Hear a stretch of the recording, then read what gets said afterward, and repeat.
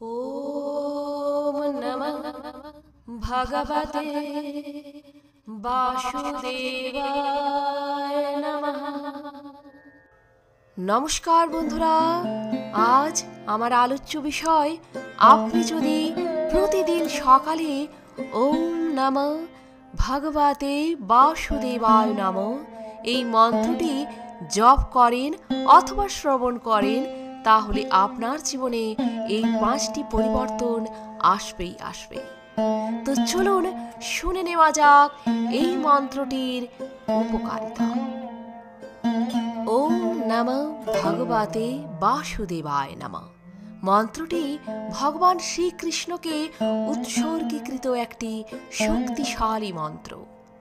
সকালে নিয়মিত 24 মিনিট যদি এটি জপ করেন, আপনার জীবনে ইতিবাচক পরিবর্তন আসতে বাধ্য।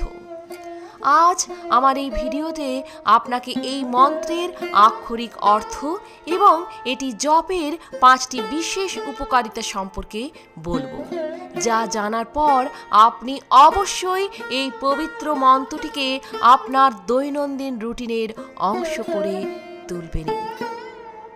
প্রথমেই জানিয়ে দেব ওম নমঃ ভগবতে বাসুদেবায় মন্ত্রের অর্থ কি।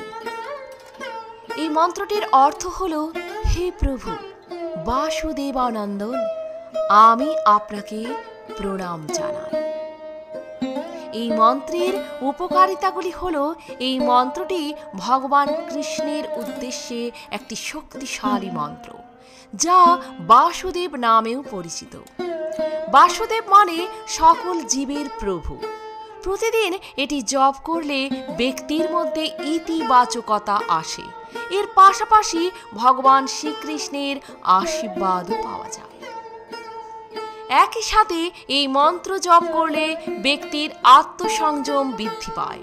এছাড়াও জীবনের সংগ্রাম ও চ্যালেঞ্জ মোকাবিলা করার আত্মবিশ্বাসও বৃদ্ধি পায়। ওম নমঃ ভগবতে বাসুদেবায় জপ করলে আপনার মনে ভক্তি ও বিশ্বাসের অনুভূতি বৃদ্ধি পায়। এই মন্ত্রটি আপনার মধ্যে আধ্যাত্মিকতা জাগিয়ে তোলে। এই শক্তিশালী মন্ত্রটি জপ করলে আপনার মন ও আত্মা শুদ্ধ হয়। এছাড়াও আপনার চিন্তা ভাবনায় ইতিবাচকতা আসে। এটি জপ করলে আপনার মানসিক এবং শারীরিক স্বাস্থ্যের উপর ইতিবাচক প্রভাব পড়ে।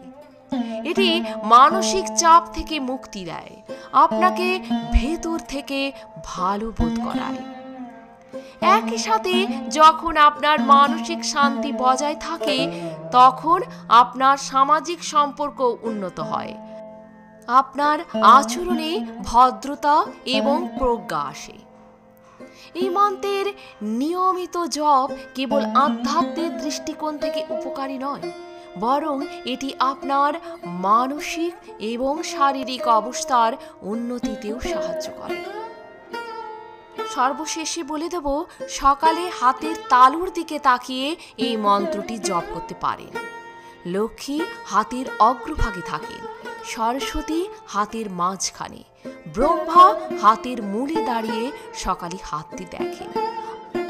অতএব সকালে নিজের হাতের তালুর দিকে তাকিয়ে এই মন্ত্রটি 11 বার জপ করুন অথবা শ্রবণ করুন।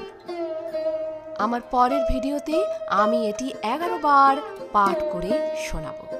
যদি পাঠ করতে না পারেন, তাহলে মোবাইলটি অন করে অবশ্যই প্রতিদিন এই মন্ত্রটি শ্রবণ করুন। ভালো থাকবেন, সুস্থ থাকবেন। যদি ভিডিওটি ভালো লাগে একটা লাইক অবশ্যই করবেন।